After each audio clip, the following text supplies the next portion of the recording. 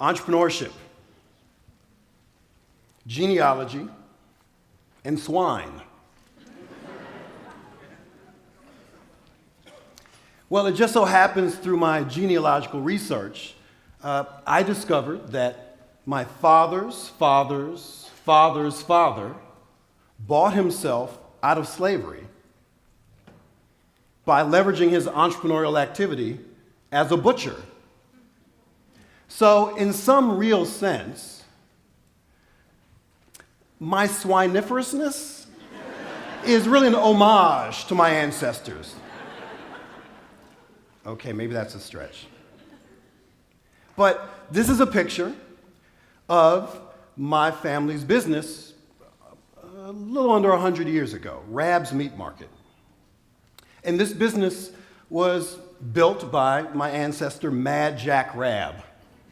And he passed it on to his son, Alan Rab, my great-grandfather. And through the wealth that was created in this business, it allowed for 3 of his 6 sons who wanted to go to college at a time when most Americans didn't go to high school. This is before the Great Depression. In a state, Mississippi, where it was actually illegal for black people to receive a public education beyond the 10th grade. Now, I also have a couple other ancestors from that same generation, 2 other great-great-grandfathers who were successful business owners. One was James William Hughes, a caterer, and the other was John Henry Murphy Sr., who founded the Baltimore Afro-American newspaper, which is still in existence today, over 120 years later. Now I can stand here and tell you how great it was to launch from the Mission Control. I can tell you how it was like to sign off and authorize multi-million-dollar engine tests. But I'm not.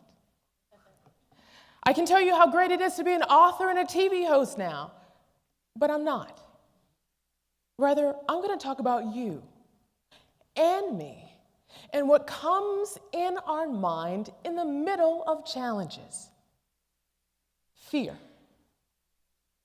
Fear. What have you always wanted to do in life? Do you want to be a multi-million-dollar business owner? Do you want to be the first in your family to graduate from college? Do you want to start a family? Well, for me, I always wanted to be a rocket scientist, but obstacle and roadblocks came into my path where I questioned whether or not I'd be able to do it. The truth is this: if we do not have a way to reprogram our minds to overcome fear, we will never be successful at our own specific missions in life. But there's good news. I have personally devised a 3-step method to overcome fear and reprogram the brain using 3 key decisions, and I'm going to share them with you today. The first decision is this: you must name and reject your fear. All right, well, let's talk about breast cancer really quickly. It's a serious issue. This is Breast Cancer Awareness Month. Yes. What do we need to know as women regarding the disease, and what sorts of things can we do to help at least put ourselves in a better position to combat the disease should we ever get it? Sure, and as African-American women, I think it's really important that you keep a couple things in mind. That one, when we are diagnosed with breast cancer, we tend to have a worse prognosis than Caucasian women.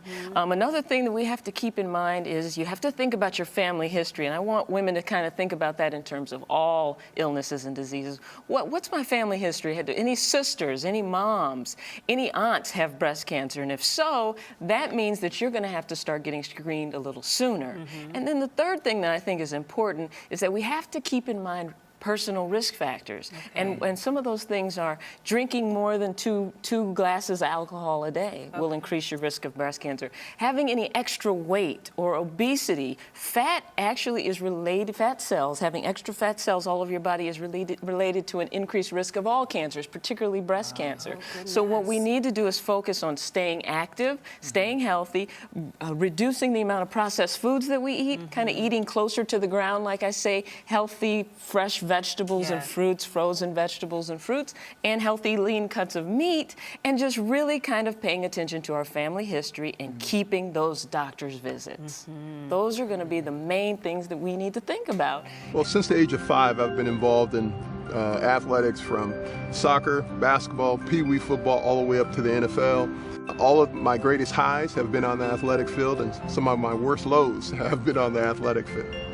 But what it's probably done the most is create a real curiosity that I have of why certain teams or individuals succeed and why others struggle. Your best is good enough. Everybody hear that?